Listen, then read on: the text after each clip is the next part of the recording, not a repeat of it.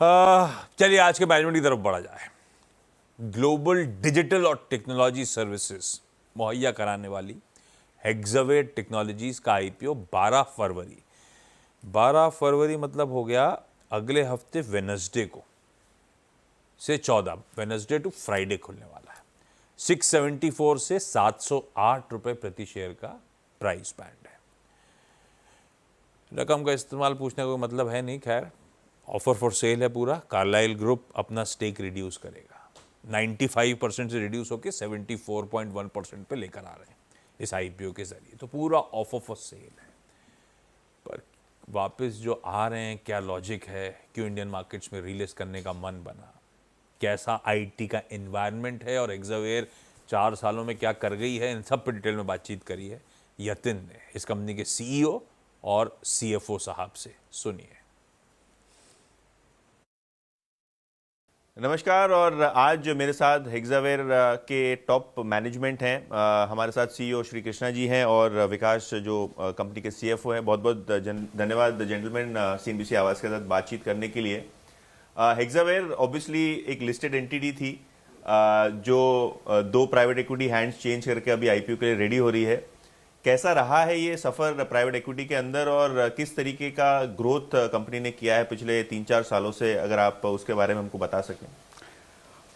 हम 21 से 23 21% रुपी केगर ग्रोथ था, और 9 महीने 24 में 13.5% ग्रोथ था, जो इंडस्ट्री के हिसाब से बहुत बढ़िया है।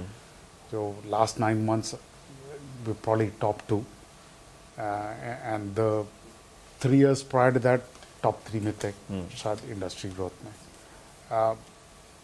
वो तो एंड हमने बहुत बढ़िया ऑर्गेनाइजेशन बनाया जिसकी वजह से हमारा फ्यूचर का भी कॉन्फिडेंस है। तो ये आईपीओ में कोई पैसा कंपनी के अंदर नहीं आ रहा, एंटायरली ऑफर फॉर सेल है, what I understand. Post IPO promoter holding नहीं होगी, और एक कंसर्न होता है सर कि जब कोई प्राइवेट इक्विटी कंपनी ओनरशिप में होती है तो एक ऑब्वियस कॉज होता है कि बहुत सारे शेयर्स वो बेचेंगे। लिस्टेड स्पेस में हमने 2-3 कंपनियों में ऐसा देखा भी है जहां प्राइवेट इक्विटी धीरे धीरे करके हर साल एग्जिट करती हैं। तो आईपीओ के बारे में बताइए और किस तरीके से होल्डिंग रहेगी प्रमोटर्स की पोस्ट आईपीओ। हमने जब पब्लिक जाने का डिसाइड किया था, हमने 2 मार्केट्स को देखे थे कहाँ पे आईपीओ करना है, यूएस में करना है, इंडिया में करना है। इंडिया के बहुत एडवांटेजेस है, बट सबसे ज़्यादा हमने एक चीज़ पे फोकस किया, इंडिया में लिक्विडिटी क्या है जी। और पिछले 4-5 साल में इतना बढ़ा है लिक्विडिटी, और मंथ बाय मंथ बढ़ रहा है। इसलिए हमको कॉन्फिडेंस ये हुआ कि स्टेक सेल मार्केट के थ्रू होगा, कोई मार्केट में इम्पैक्ट नहीं होगा। राइट। विकास, आपसे पूछना चाहूँगा, ओवरऑल जो अभी क्लाइंट से फीडबैक मिल रहा है, जो आप फाइनेंशियल प्लानिंग करते हैं, किस तरीके से ऑर्डरिंग हुई है, किस तरीके से ऑर्डर इनफ्लोज आए हैं, डिस्क्रिशनरी स्पेंड में क्या आप पिकअप देख रहे हैं ओवरऑल? क्योंकि IT companies obviously US elections के बाद एक्सपेक्ट कर रही हैं कि पिकअप होगा, ऑर्डरिंग इंप्रूव होगी। तो अभी करंट सिनेरियो कैसा है, क्या क्लाइंट से फीडबैक आपको मिल रहा है? सबसे पहले अगर हम पिछले साल की बात करें तो हमारा ग्रोथ रेट इंडस्ट्री से काफ़ी ऊपर था। एंड जैसे कि कीच ने बताया कि ऑलमोस्ट टॉप क्वार्टाइल ग्रोथ था हमारा जो इंडस्ट्री में था। जो डिमांड हम पिकअप देख रहे हैं, डिमांड पिकअप जो है स्लो एंड ग्रेजुअल है, धीरे धीरे there is an improvement, green shoots हैं डिमांड में, बट कोई मैसिव ये नहीं है कि कोविड पीरियड के जैसे नहीं है कि there is a sharp recovery. Okay, so I think gradual improvement आएगा। बट सबसे बड़ी बात यह है कि अगर आप हमारी इंडस्ट्रीज़ देखें जिनको हम सर्व करते हैं, 6 डिफरेंट इंडस्ट्रीज़ जिसको हम सर्व करते हैं, प्लस हमारी जो कैपेबिलिटीज़ है, जो हमारी सर्विस लाइन्स है, वो 5 डिफरेंट कैपेबिलिटीज़ हैं। तो ये all weather service line mix है, ऑल वेदर वर्टिकल्स है जिनको हम सर्विस कर रहे हैं, एंड किसी में भी एक ओवर एक्सपोजर नहीं है। तो ये हमें कॉन्फिडेंस देता है कि हम कंटिन्यू टू ग्रो करेंगे in whatever we have done in the past, काफ़ी अच्छे तरीके से। ऑब्वियसली अभी डीप सीक के बाद कॉन्वर्जेशंस और भी ज़्यादा होने लगे हैं, ज़्यादा कॉम्प्लेक्स होने लगे हैं। किस तरीके से आप ये आर्टिफिशियल इंटेलिजेंस की वैल्यू चेन को देखते हैं? किस तरीके से हेक्सावेयर अपने क्लाइंट्स के शूज़ फिल इन कर रहा है इस पर्टिकुलर सेगमेंट में, और क्लाइंट की रिक्वायरमेंट क्या आपको लगती है बढ़ने वाली है एआई सेगमेंट में? हमारा विजन और इच्छा ये है कि हर क्लाइंट हर दिन जो हमारा हर इंजीनियर काम करता है उसमें उनका एआई का इम्पैक्ट होना चाहिए। हम इसको कैसे कर रहे हैं? दो चीज़ कर रहे हैं। हमारे सारे प्लेटफॉर्म में एआई इन्फ्यूज्ड है, बल्कि तीन इंपॉर्टेंट प्लेटफॉर्म में से एक एआई नेटिव बॉर्न है टेंजाई, और एक जेन एआई नेटिव बॉर्न है Rapidex. Okay.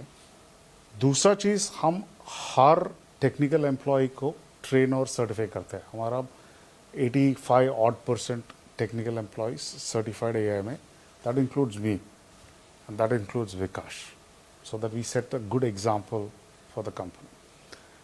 Now, every engineer is trained, every platform is AI enabled, so every customer every day will get touched by AI. ये हमारा विजन। ओके। दूसरा पार्ट ये है एआई का डिमांड में इम्पैक्ट क्या है एआई का। सब बोल रहे सॉफ्टवेयर डेवलपमेंट कम होगा, जो एक काम करने के लिए जितना कोडिंग एफर्ट चाहिए वो थोड़ा कम होगा, बट अमाउंट ऑफ काम काफ़ी बढ़ेगा। ओके। नया चीज अभी एंटरप्राइजेस में अभी एआई का यूज़ क्या है? सर्च है, पोएट्री लिखना है, ये सब एंटरप्राइजेस के लिए वैल्यू नहीं। एंटरप्राइज वैल्यू खोने के लिए एप्लीकेशंस, कोर एंटरप्राइज एप्लीकेशंस में एआई एम्बेड करना है, ये हमारा काम है। ये हाइपरस्केलर का काम नहीं है, ओपन एआई काम नहीं है, हमारा इंडस्ट्री का काम है। इसलिए एप्लीकेशन डेवलपमेंट की वॉल्यूम बढ़ेगा। राइट। सो विकास, ये माना जाए कि जब आप इन्वेस्टमेंट करते हैं, आपका 5 ईयरली प्लान बनाते हैं, तो जो रेवेन्यू आपको स्केल अप करना है, बिकॉज आपने $1 बिलियन से ज़्यादा का रेवेन्यू किया है, तो यहाँ से अभी $2-3 बिलियन को रेवेन्यू ले जाना है, तो obviously AI will play a part. So incremental investment आपको लगता है कि एआई में आपकी कंपनी करने वाली है, B it acquisitions, B it organic, inorganic, all sides, a major portion of investment will go into AI? हम हमेशा ही इन्वेस्टमेंट करते थे, मतलब ये कोई चेंज इन डायरेक्शन नहीं होने वाला Meaning है। accelerate करेंगे, if I can ask that straightforward question. Depending upon the need, we'll make a call. So we have enough cash. We have enough cash on the balance sheet. हमारा इस balance sheet का position काफ़ी strong है, and हम काफ़ी selective रहे हैं अपने एक्विजिशन में। अगर आप देखेंगे तो हमने पहली एक्विजिशन पिछले 10 सालों में जून ऑफ 2019 में की थी, और द नेक्स्ट एक्विजिशन जो हमने की वो मई ऑफ 2024 में की। तो हम बहुत सेलेक्टिव हैं अपने एक्विजिशन को लेके, और बहुत ही ज़्यादा कैश जनरेटिंग यूनिट है हमारी। हमें कैश का कोई ज़रूरत नहीं है in terms of external debt का। तो बिजनेस का जैसा रिक्वायरमेंट होगा फ्रॉम एन इन्वेस्टमेंट पर्सपेक्टिव, हम करते रहेंगे, और वो हमेशा ही करते हैं। ये कोई डिफरेंट अप्रोच नहीं होने वाला है कि जेन एआई अचानक से आ गया, हमारा अप्रोच कुछ डिफरेंट हो जाएगा। जैसा कीश ने बताया, हमारे 3 जो प्लेटफॉर्म है उन सब में जेन एआई इनेबल्ड है। सर, एक्विजिशन स्ट्रेटजी क्या रही है हिस्टोरिकली कंपनी की? किस तरीके से आप इंटीग्रेट करते हैं चीज़ों को? क्योंकि अब आप लिस्टेड होने वाले हैं, इन्वेस्टर्स भी आपको क्वेश्चन करेंगे, एक्सपेक्टेशंस भी एक मार्केट की रहेगी, तो ऑब्वियसली ज़रूरी नहीं है कि आप एक्विजिशंस करें, लेकिन क्या आपको लगता है कि आगे जाके एक बड़ा पोर्शन जो ग्रोथ का है वो एक्विजिशंस के जरिए आप एड्रेस करना चाहेंगे? सॉफ्टवेयर के एग्जांपल ले लीजिए, क्यों हमने खरीदा। एआई का फाउंडेशन डेटा है।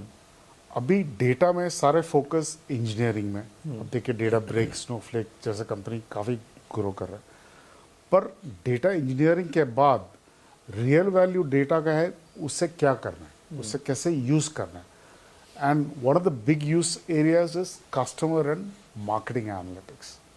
सॉफ्टवेयर इस एरिया में काफ़ी डीप एक्सपर्टीज है, इसलिए हमने खरीदा। तो ये थीसिस जो है हमारा सबसे इम्पोर्टेंट थीसिस है एक्विजिशंस का, कि कैपेबिलिटी बेस्ड एक्विजिशन होगा ना। कैपेबिलिटी में थोड़ा स्केल तो होना चाहिए प्रूव होने के लिए, but the first thesis is capability. Right. एक आखिरी सवाल, क्योंकि आपकी ग्रोथ जो है टॉप क्वार्टाइल रही है, one of the finest growing companies private space में, आपसे गाइडेंस नहीं चाहता हूं मैं, लेकिन momentum wise do you think कि आपने जो हिस्टोरिकली टॉप क्वार्टाइल ग्रोथ दिया है, जो मार्जिन्स डिलीवर किए हैं, जो आपकी अभी कैश पोजीशन है जिससे आप शेयर होल्डर्स को रिवॉर्ड कर सकते हैं, तो क्या ये आगे जाके भी इस तरीके के ग्रोथ की आप कॉन्फिडेंस दे सकते हैं इन्वेस्टर्स को? मैं कॉन्फिडेंस ये बता सकता हूँ कि हमने जो ऑर्गेनाइजेशन बिल्ड किए, टीम बिल्ड किए, कैपेबिलिटीज बिल्ड किए, प्लेटफॉर्म्स बिल्ड किए, कस्टमर्स बिल्ड किए, हंटिंग नया कस्टमर्स ले आने का कैपेबिलिटी बिल्ड किए, ये सब चीज़ best in the industry. And ये सब हमने हर साल हर महीने अच्छा किया तो ग्रोथ तो आएगा ही। तो ग्रोथ आएगा और all the very best for the IPO and the coming quarters. बहुत बहुत धन्यवाद CNBC आवाज के साथ बातचीत करने के लिए। Thank you. Thank you.